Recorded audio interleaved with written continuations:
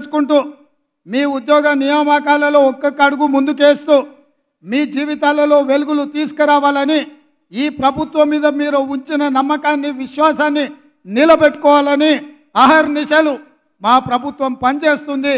ఏ తప్పు జరగకుండా ఎవరికి నష్టం లేకుండా రాబోయే రోజుల్లో 2 లక్షల ప్రభుత్వ ఉద్యోగ ఖాళీలను భర్తీ చేసే బాధ్యత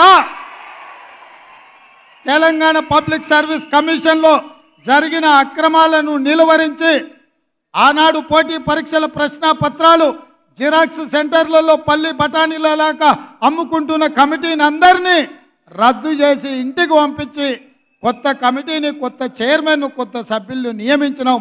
అందుకే ఇవాళ గ్రూప్ 1 పరీక్షల్ని 10 ఏళ్లు నిర్వహించలేదు. ఈరోజు 567 గ్రూప్ 1 పరీక్షల్ని నిర్వహించడానికి మా ప్రభుత్వం మంజూరు చేసింది.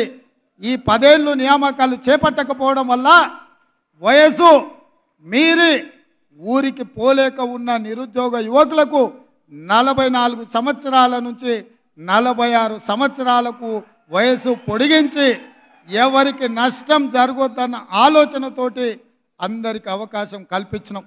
అందుకే నిరుద్యోగ యువకులారా, ఈ తెలంగాణ రాష్ట్రం మీది. ఈ రాష్ట్రాన్ని సాధించుకున్నది మీరు. మీకోసం పనిచేయడానికి, మీ సమస్యల్ని తీర్చడానికి ఈ ప్రభుత్వం సిద్ధంగా ఉన్నది. ఏ విధంగా అయితే పబ్లిక్ సర్వీస్ కమిషన్ నుంచి పోటీ పరీక్షల నోటిఫికేషన్లు విడుదల చేస్తామో పోటీ పరీక్షలకు ప్రిపేర్ కాండి. మీరు సన్నద్ధులు కాండి. ప్రభుత్వంలో, ప్రైవేట్లో ఉద్యోగ ఉపాధి అవకాశాలు కల్పించే బాధ్యతగా నేను తీసుకుంటా. మీకోసం కృషి చేస్తా. రాబోయే 10 సంవత్సరాలు నిరంతరం రోజుకు 24 గంటలు 10 ఏళ్లు మీకోసం కొట్లాడతా, 10 ఏళ్లు మీకోసం చేస్తా. 10 ఏళ్లు ఈ బాధ్యతలో ఉంటా. మీరు ఆశీర్వదిస్తే ఇంకో 10 ఏళ్లు కూడా ఇందిరమ్మ రాజ్యం ఉంటుంది. చంద్రశేఖరరావు, నీకు సూటిగా సవాలు విసురుతున్నా. ఈ 10 ఏళ్లలో నీ శాతనైతే ఒక్క ఎంటిక వీక్కొని చూడు, అప్పుడు నీకు తెలుస్తుంది. ఆయన ఎంబడే అధికారంలోకి వస్తా అంటుండు. రాబిడ్డ ఎట్లొస్తావు? ఉంటా, నేనే కదా ఏడుకోతా, ఈయనే ఉంటా, నీ సంగతి ఏందో చూస్తా. కాబట్టి మిత్రులారా, ఆయనకు శాసనసభలకు రావడానికి అయితలేదు కానీ నల్లగొండకు పోయిండు. అందుకే ఇవాళ అట్లాంటి మాటల మాయలో పడకండి. 10 ఏళ్ళు ఆయన కుర్చీలో ఉండి తెలంగాణకు రావాల్సిన నీళ్లు తీసుకురాలే, కట్టాల్సిన ప్రాజెక్టులు కట్టలే. 10 ఏళ్ళు చేయలేని పని 60 రోజుల్లో అన్ని సమస్యలు పరిష్కరించుటూ ముందుకెళ్తున్నాం. ఇవాళకి 69 రోజులు అయింది. ఏం చేయలేదు అప్పుడే ఈ ప్రభుత్వం అని ఇవాళ మమ్మల్ని శాపనార్థాలు పెడుతున్నాడు. మీరు ఆలోచన చేయండి. 3665 రోజులు ఉన్న చంద్రశేఖరరావు కృష్ణానది జలాలలో ఆంధ్రప్రదేశ్కు 512 టీఎంసీ నీళ్లను కేటాయించి తెలంగాణకు రావాల్సిన హక్కులను తాకట్టు పెట్టి 299 టీఎంసీలు ఈ 10 సంవత్సరాలు శాశ్వతంగా వాళ్లకు రాసిచ్చిండు. 10 ఏళ్ళు ఆయన రాసిస్తే నేను వచ్చిన 10 రోజుల్లోనే ఆ నీళ్లు తేలేదని నన్ను తిడుతున్నాడు. ఇవాళ మీరు చెప్పండి, ఆయన సంతకం పెట్టడమే ఇవాళ గుదిబండగా మారింది. ఆయన శాత కాకపోతే ఏం చేయకుండా పక్కన పడేసి ఉంటే నేనే కొట్లాడి ఇవాళ నీళ్లు తెచ్చటోని. ఇవాళ నువ్వు పెట్టిన సంతకాలు మా పాలిట గుదిబండగా మారినాయి. తెలంగాణ రైతుల పాలిట మరణ శాసనంగా మారింది. ఇవాళ నువ్వున్నప్పుడే కదా నవంబర్ 30 తారీఖు నాడు తెలంగాణలో ఎన్నికలు ఉంటే గ్రామాలలో యువకులు ఎన్నికల నిర్వహణలో ప్రజారాజ్యాన్ని, ప్రజాప్రభుత్వాన్ని ఎన్నుకోవాలని అందరు ఆ కార్యక్రమాలలో బిజీగా ఉంటే మీ చీకటి మిత్రుడు జగన్మోహన్ రెడ్డి గారు వందలాది మంది పోలీసులను నాగార్జున సాగర్ మీదకి పంపించిండు.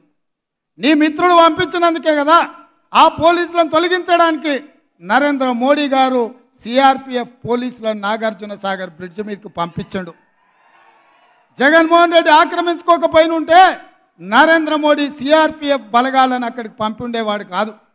ఆ రోజు నుంచి ఈ రోజు వరకు సిఆర్పిఎఫ్ బలగాలు అక్కడ ఉన్నాయంటే 30 తారీఖు నాడు తెలంగాణ సెంటిమెంట్తో ఎన్నికలలో నెగ్గాలని ఆంధ్ర వాళ్ళు నాగార్జున సాగర్ ఆక్రమించుకున్నారని పెడపొబ్బలు పెట్టి ప్రజల్ని తప్పుదారి పట్టించి తెలంగాణ సెంటిమెంట్తోని ఎన్నికల్లో నెగ్గాలని నువ్వు కుట్ర చేస్తే ఈ తెలంగాణ సమాజం తిప్పికొట్టి నిన్ను బొందబెట్టినరు.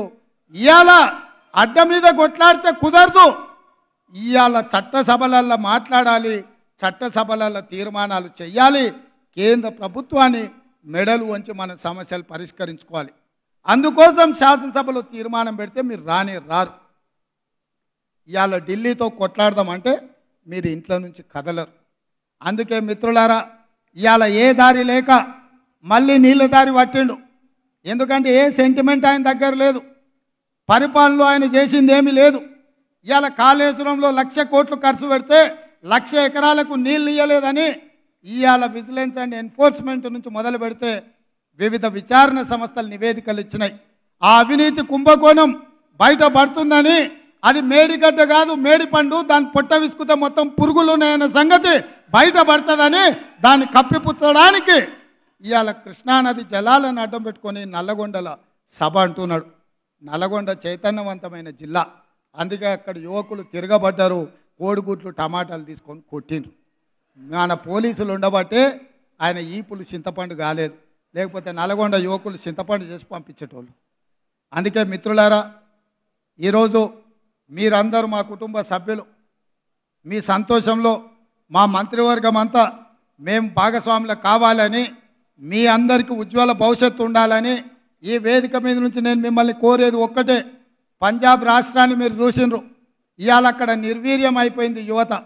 అక్కడ గంజాయి డ్రగ్స్తో రాష్ట్రాన్ని నిర్వీర్యం చేసినారు. ఇవాళ తెలంగాణను కబలించడానికి గంజాయి డ్రగ్స్ మూటాలు నలుమూలలో తిరుగుతున్నాయి. ఎన్ని పట్టుకున్నా, ఎంత ప్రయత్నం చేసినా ఇంకా వాళ్ళు ఆ దిశగానే ప్రయత్నం చేస్తూనే ఉన్నారు. హుక్కా సెంటర్ల పేరు మీద పిల్లలను చిన్న చిన్న పాఠశాలలలో ఉండే యువకులను వీటికి బానిసలుగా తయారు చేసే ముఠాలు తిరుగుతున్నాయి. వాటిని ఎదుర్కోవడానికి టీఎస్ స్నాప్ నార్కోటిక్స్ డిపార్ట్మెంటును బలోపేతం చేసినాం. కోట్ల రూపాయలు వాళ్ళకు నిధులు ఇచ్చినాం, అధికారులను ఇచ్చినాం. నేను ఇక్కడ సెలెక్ట్ అయిన ప్రతి పోలీస్ డిపార్ట్మెంట్ యువకుడికి, మా చెల్లెళ్ళకు ఒకటే మాట చెప్తున్నా, ఏది జరిగినా ఈ రాష్ట్రంలో గంజాయి మొక్కలు ఉండొద్దు. తులసి వనంలో మొలిసిన గంజాయి మొక్కలను కూకటి వేళ్లతోని పునాదులతో సహా కదిలించాల్సిన బాధ్యత, పీకి వేయాల్సిన బాధ్యత, ఈ గంజాయి మొక్కల్ని ఏరివేయాల్సిన బాధ్యత మీ మీద ఉన్నది. మీరు ఇవాళ ప్రతిన బూనాలి. ఈ రాష్ట్రంలో డ్రగ్స్ కానీ గంజాయి కానీ ఎవడైనా పదం బలకాలంటే కూడా మోకాళ్ళలో వణుకు పుట్టాలి, కడుపులో సలిజలం దొర్రబడాలి. ఎందుకంటే మన రాష్ట్రాన్ని, మన యువతను నిర్వీర్యం చేసే ఇట్లాంటి బలహీనతలు ఈ తెలంగాణ రాష్ట్రంలో ఉండొద్దు.